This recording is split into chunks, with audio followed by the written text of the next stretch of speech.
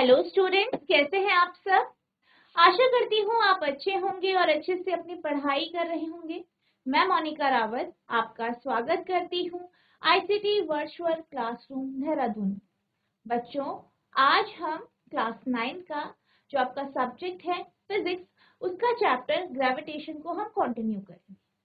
तो बच्चों, पिछले लेक्चर में हमने ग्रेविटेशन यानी गुरुत्वाकर्षण के कॉन्सेप्ट को समझा था कि गुरुत्वाकर्षण होता क्या है, जिसके लिए हमने कुछ उदाहरण देखे थे। इसके बाद हमने यूनिवर्सल लॉ ऑफ ग्रेविटेशन को देखा था, यानी गुरुत्वाकर्षण का सार्वत्रिक नियम हमने समझा था कि वो क्या कहता है। उसके बेस में हमने एक क्वेश्चन डिस्कस किया। आई होप इतना टॉपिक आपको क्लियर हुआ होगा। आज हम जो है आज का जो आपका टॉपिक है, सबसे पहले हम क्वेश्चन आंसर्स डिस्कस करेंगे जो हमने पिछले लेक्चर में पढ़ा उसके, और इसके बाद हम आगे के टॉपिक को कंटिन्यू। तो आज का हमारा पहला क्वेश्चन है, state the universal law of gravitation. गुरुत्वाकर्षण का सार्वत्रिक नियम बताएं। यानी आपको गुरुत्वाकर्षण का या ग्रेविटेशन का यूनिवर्सल लॉ बताएं। तो जैसे कि आप जानते हैं, जब भी हम बात करते हैं यूनिवर्सल लॉ ऑफ ग्रेविटेशन की, यानी गुरुत्वाकर्षण का सार्वत्रिक नियम, तो इससे हमें ये पता चलता है कि ये जो नियम है, ये जो आपका ब्रह्मांड है या दुनिया है, इसमें हर एक पिंड के ऊपर लागू। तो बेसिकली ये क्या कहता है कि जितनी भी ऑब्जेक्ट है, जो भी वस्तुएं हैं इस दुनिया में, वो दूसरी वस्तु को अट्रैक्ट करती है, आकर्षित करती है, एक फोर्स के साथ, एक बल के साथ। ठीक है, यानी जितने भी पिंड है इस दुनिया में, चाहे वो बड़े हैं चाहे वो छोटे हैं, सब आपस में एक दूसरे को अट्रैक्ट करते हैं, आकर्षित। इसको समझने के लिए हम एक उदाहरण दे सकते हैं, जैसे कि पृथ्वी है। ठीक है, पृथ्वी है, आपने क्या किया, एक सेब लिया और सेब जो है आपने ऊपर से नीचे फेंका, यानी आप कहीं पे आप खड़े हैं और आपने सेब को नीचे फेंका। अब क्या होता है कि जो पृथ्वी है वो सेब को अपनी तरफ आकर्षित कर रही है, अट्रैक्ट कर रही है। ये तो हमें दिखाई देता है, ये हम देखते हैं, ये हमें महसूस होता है। लेकिन जो आपका सेब है वो भी पृथ्वी को अपनी तरफ आकर्षित कर, लेकिन ये जो फोर्स होता है, ये जो बल होता है, वो काफी कम होता है, जिस कारण हमें ये चीज महसूस नहीं होती, यानी कि हमें पृथ्वी जो है सेब की तरफ जो है अट्रैक्ट होती हुई नहीं दिखाई। इसी तरीके से चाहे आपके पास दो छोटे छोटे पिंड हैं चाहे बड़े पिंड हैं, हर पिंड एक दूसरे को आकर्षित करते हैं, अट्रैक्ट। तो जब हम यूनिवर्सल लॉ ऑफ ग्रेविटेशन की बात करते हैं, इसके अकॉर्डिंग जो बल है, जो आकर्षण बल है, फोर्स है, ये डायरेक्टली प्रोपोर्शनल होता है, यानी समानुपाती होता है दोनों वस्तुओं के बीच। जो दोनों वस्तुएं हैं उनके मास यानी उनके द्रव्यमान। यानी कि आपके पास दो वस्तुएं हैं, मान लीजिए एक वस्तु है जिसका मास या द्रव्यमान कैपिटल M है, दूसरी वस्तु का स्मॉल m। दोनों के बीच जो दूरी है वो आपकी d है।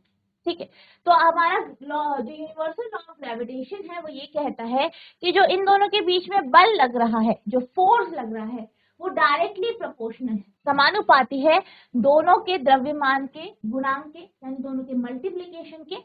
और जो आपका फोर्स है या जो बल है वो इनवर्सली प्रोपोर्शनल है दोनों के बीच के डिस्टेंस के स्क्वायर के। जो बल है वो वक्रानुपाती है जो दूरी है उसके स्क्वायर के। ठीक है, तो हम ये कह सकते हैं कि जो आपका फोर्स है, बल है, वो डायरेक्टली प्रोपोर्शनल होता है mm अपॉन डी स्क्वायर के, या F equals to G(m)m upon D. ठीक है, तो ये हमारा यूनिवर्सल लॉ ऑफ ग्रेविटेशन से आया। क्या आया कि जब भी दो वस्तुएं हैं, ठीक है, वो एक दूसरे को अट्रैक्ट कर रही है, आकर्षित कर रही है एक बल के साथ, वो बल इन दोनों के द्रव्यमान के गुणा के या मल्टीप्लिकेशन के डायरेक्टली प्रोपोर्शनल होता है, और इनवर्सली प्रोपोर्शनल होता है इन दोनों के बीच की दूरी के स्क्वायर। तो इस क्वेश्चन का आंसर आप इस तरीके से लिखेंगे, the universal law of gravitation states that every object in the universe attract every other object with a force called the gravitational force. अब अगर हम बात करें गुरुत्वाकर्षण के सार्वत्रिक नियम की, तो इससे हमें ये पता चलता है, यह कहता है कि हर एक ऑब्जेक्ट, हर एक वस्तु दूसरी वस्तु को अपनी तरफ आकर्षित करती है, अट्रैक्ट करती है एक बल के साथ, जिसे हम गुरुत्वाकर्षण बल कहते हैं. The force acting between the two objects is directly proportional to the product of their masses and inversely proportional to the square of the distance between their center. अब ये जो बल है, ये फोर्स है, ये डायरेक्टली प्रोपोर्शनल होता है, समानुपाती होता है दोनों के द्रव्यमान के गुणनफल के, इनके दोनों के मास के मल्टीप्लिकेशन के, और इनवर्सली प्रोपोर्शनल होता है दोनों के बीच की दूरी के स्क्वायर. विश्व का प्रत्येक पिंड प्रत्येक अन्य पिंड को एक बल से आकर्षित करता है जो दोनों पिंडों के द्रव्यमानों के गुणनफल के समानुपाती तथा उनके बीच की दूरी के वर्ग के व्युत्क्रमानुपाती होता है. यह बल दोनों पिंडों को मिलाने वाली रेखा की दिशा में लगता है. और अगर हम बात करें इस फोर्स की डायरेक्शन की, तो ये इन दोनों के जो सेंटर को एक लाइन मिलाती है, उस पे ये फोर्स या बल लगता है. अब हमारा अगला प्रश्न है, write the formula to find magnitude of the gravitational force between the earth and object on the surface of the earth. यानी आपको फॉर्मूला निकालना है, फोर्स का, बल का, किसके बीच में, एक वस्तु है, ठीक है, गुरुत्वाकर्षण बल का आपको फॉर्मूला निकालना है. एक वस्तु है जो कि पृथ्वी की सतह के ऊपर, जो कहाँ पे है, पृथ्वी की सतह के ऊपर एक वस्तु है. तो जो वस्तु पृथ्वी की सतह के ऊपर है, पृथ्वी और इस वस्तु के बीच का गुरुत्वाकर्षण बल आपको ज्ञात करना है.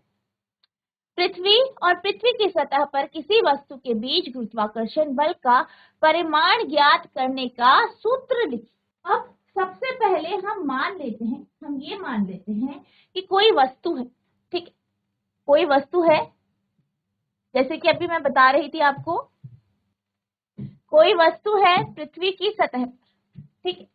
अब अगर हम बात करें पृथ्वी की सतह पर कोई वस्तु है, इस तरीके से हम इसे मान लेते हैं कि इसका जो मास है, द्रव्यमान है, वो स्मॉल m है और जो कैपिटल M है वो पृथ्वी का द्रव्यमान, ठीक. अब इनके बीच की हम दूरी मान लेते हैं, क्या मानेंगे हम, रेडियस ऑफ, क्योंकि ये सतह पर है तो यहाँ पे जो इसका जो रेडियस होगा, मास का जो रेडियस है, उसे हम नेग्लिजिबल मान लेते हैं क्योंकि बहुत छोटी वस्तु है, ठीक है. तो हम इसका जो है बीच की डिस्टेंस हम कैपिटल R ले लेते हैं, जो कि पृथ्वी का रेडियस, ठीक है. अब ये आपका R हो गया, इस जो आपकी पृथ्वी है उसका द्रव्यमान कैपिटल R, और छोटा जो स्मॉल m है वो आपका वस्तु है उसका द्रव्यमान.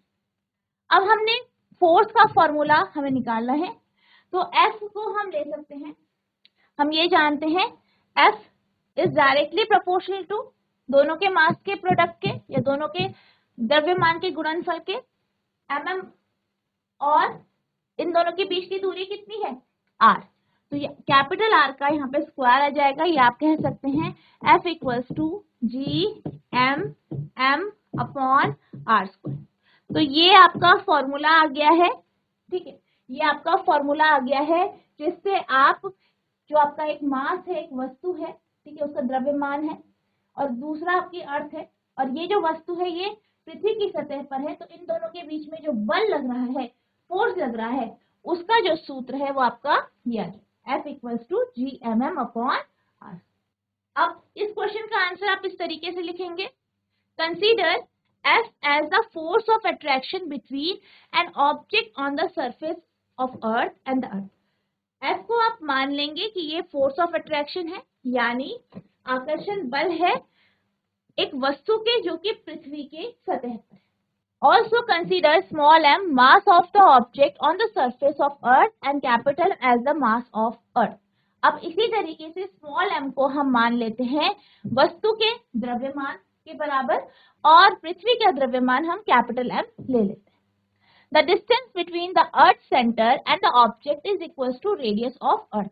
अब जैसे कि मैं आपको बता रही थी कि जो वस्तु है वो बहुत छोटी है, तो इसका जो रेडियस है उसे हम कंसीडर नहीं करेंगे। हम क्या करेंगे, हम दोनों जो वस्तुएं हैं उन दोनों के बीच की जो दूरी लेंगे वो हम कैपिटल आर ले लेते हैं, जो कि हमारी पृथ्वी का radius. Therefore, the formula for the magnitude of the gravitational force between the earth and the object on its surface equals to F equals to Gmm upon R square। और इसलिए जो इसका फॉर्मूला आएगा वो आपका F equals to Gmm upon R square। तो आप इसको इस तरीके से लिख सकते हैं, और फिर जैसे कि मैंने आपको यहाँ पे समझाया इस तरीके से आप सॉल्व करके इसको दर्शा। F पृथ्वी और पृथ्वी की सतह पर किसी वस्तु के बीच आकर्षण बल, स्मॉल m पृथ्वी की सतह पर वस्तु का द्रव्यमान तथा कैपिटल M पृथ्वी का द्रव्यमान माने। पृथ्वी के केंद्र और वस्तु के बीच की दूरी, पृथ्वी की त्रिज्या बराबर कैपिटल R। इसलिए पृथ्वी और सतह पर किसी वस्तु के बीच गुरुत्वाकर्षण बल के परिमाण का सूत्र इस प्रकार दिया जाता है, F बराबर Gmm अपॉन R। तो आप इस तरीके से जो है इस क्वेश्चन का आंसर लिखिए। अब हमारा अगला टॉपिक है importance of universal law of gravity, यानी गुरुत्वाकर्षण के सार्वत्रिक नियम का महत्व। यानी आपको ये बताना है कि जो गुरुत्वाकर्षण बल है उसके नियम का क्या महत्व। सबसे पहले बच्चों आप मुझे ये बताइए कि गुरुत्वाकर्षण बल होता क्या है, ग्रेविटेशनल फोर्स क्या होता है। जीआईसी गजरौला, किसी बच्चे को इस क्वेश्चन का आंसर आता है तो बताइए कि ग्रेविटेशन यानी गुरुत्वाकर्षण बल का अर्थ क्या है। आप इससे क्या समझते हैं, गुरुत्वाकर्षण बल से आप क्या समझते हैं। हम यहाँ पे चैप्टर पढ़ रहे हैं ग्रेविटेशन यानी गुरुत्वाकर्षण, इसका अर्थ क्या है। तो बच्चों जब हम बात करते हैं ग्रेविटेशन यानी गुरुत्वाकर्षण की, इसका अर्थ ये है कि जैसे कि आप ये जानते हैं कि आपके घरों में पेड़ है, ठीक है, पेड़ है, जो पेड़ है पेड़ पे फल लगा है। अब जब फल पक जाता है तो फल कहाँ गिरता है, नीचे गिरता है। आप किसी भी वस्तु को छोड़ देते हैं तो कहाँ गिरती है, नीचे गिरती है। आप अपने घरों के छत पे गए, छत पे खड़े हैं, वहां से आप नीचे बॉल फेंकते हैं, आप ऐसे ही छोड़ देते, बॉल कहाँ गई, नीचे गई, ऊपर नहीं गई, कहाँ गई, नीचे गई। किधर गई, पृथ्वी की तरफ गई। तो बेसिकली कोई भी चीज, कोई भी वस्तु है, सब कहाँ जा रही है, पृथ्वी की तरफ जा। इसका अर्थ ये है कि जो पृथ्वी है, पृथ्वी हर एक वस्तु को अपनी तरफ खींच रही है, ठीक है, अपनी तरफ आकर्षित कर रही, खींच रही है, तभी तो वस्तु पृथ्वी की तरफ जा रही। इसी बल को हम ग्रेविटेशनल फोर्स या गुरुत्वाकर्षण बल कहते हैं। वह बल जो पृथ्वी के द्वारा लगाया जाता है, जिसके कारण जो आपकी वस्तुएं हैं पृथ्वी पे गिरती है, इसे हम ग्रेविटेशनल फोर्स या गुरुत्वाकर्षण बल कहते हैं। ठीक है, तो आपका ग्रेविटेशनल फोर्स क्या होता है, जो आपकी वस्तु है, वस्तु पर पृथ्वी द्वारा लगाया गया। ठीक है बच्चों, तो हम यहाँ पे बात कर रहे हैं ग्रेविटेशनल फोर्स की, गुरुत्वाकर्षण बल। ठीक है, अब हमने ये भी पढ़ लिया है कि जो आपका यूनिवर्सल लॉ ऑफ ग्रेविटेशन है वो ये कहता है कि इस ब्रह्मांड में या इस दुनिया में जितनी भी वस्तुएं वो एक दूसरे को अट्रैक्ट करती है, आकर्षित करती है एक बल के साथ, जिसे हम ग्रेविटेशनल फोर्स कहते हैं या गुरुत्वाकर्षण बल कहते हैं। इसका अर्थ क्या है, जैसे कि हमने पिछले लेक्चर में पढ़ा था कि जो गुरुत्वाकर्षण बल है वो सिर्फ एक पृथ्वी का ही गुण नहीं है, वो हर एक वस्तु का है। जितनी भी वस्तुएं आपके ब्रह्मांड में है, जो भी पिंड है, चाहे छोटे पिंड है या बड़े पिंड है, बड़ी वस्तुएं हैं, सब एक दूसरे को एक फोर्स के साथ, एक बल के साथ अट्रैक्ट करती है, जिसे हम ग्रेविटेशनल फोर्स या गुरुत्वाकर्षण बल कहते हैं। ठीक है, तो मैंने आपको एक बेसिक कॉन्सेप्ट के साथ समझाया कि जब भी आप किसी भी वस्तु को छोड़ देते हैं तो नीचे गिरती है, तो किस कारण होती है, ग्रेविटेशनल फोर्स, पर ये हर एक वस्तु पे लागू है। अब हम बात कर रहे हैं इसकी इंपॉर्टेंस की, यानी जो हमने लॉ पढ़ा था यूनिवर्सल लॉ ऑफ ग्रेविटेशन, इसकी इंपॉर्टेंस क्या है, इसका महत्व क्या है। तो जैसे कि आप जानते हैं कि जो चंद्रमा है, चंद्रमा क्या करता है, पृथ्वी की परिक्रमा करता है। आप जानते हैं ना, इसी तरीके से अगर हम सौर मंडल की बात करें तो सौर मंडल में क्या होता है, सूर्य केंद्र पे होता है और सूर्य की परिक्रमा जो है ग्रह करते हैं। आपके जो प्लैनेट्स हैं, जो आपके 8 प्लैनेट्स हैं, वो क्या करते हैं, उसकी परिक्रमा करते हैं, उसके चारों तरफ चक्कर काटते हैं।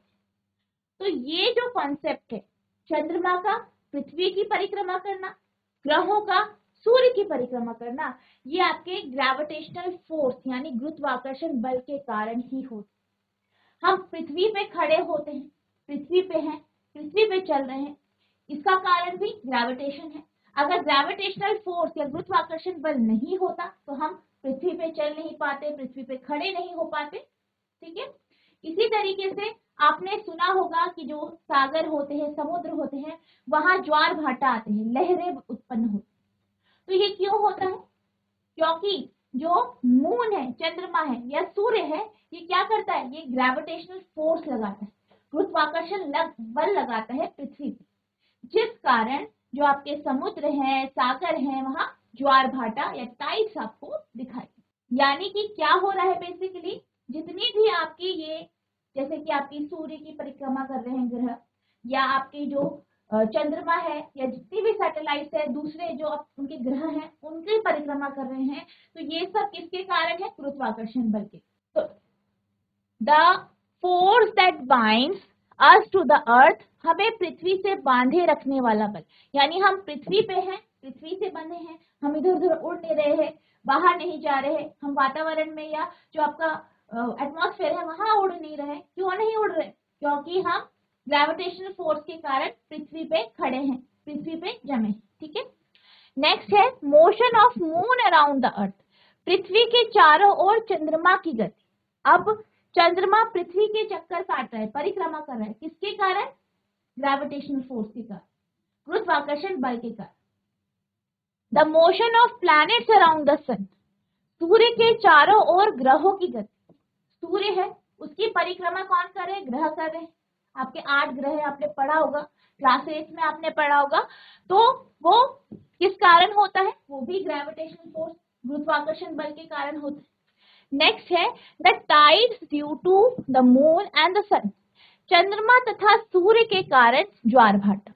अब क्योंकि हमने ये पढ़ा है कि हर एक वस्तु, हर एक ऑब्जेक्ट जो है वो ग्रेविटेशनल फोर्स लगाती है दूसरी ऑब्जेक्ट, इसी तरीके से चंद्रमा भी पृथ्वी पर बल लगा रहा है, ग्रेविटेशनल फोर्स या गुरुत्वाकर्षण बल लगा रहा है।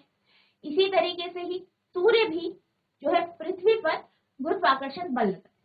अब इस गुरुत्वाकर्षण बल के कारण ही हमारे समुद्र, सागरों में ज्वार भाटा या जो आपको बड़ी बड़ी लहरें दिखाई देती है, वो इन्हीं के कारण हो।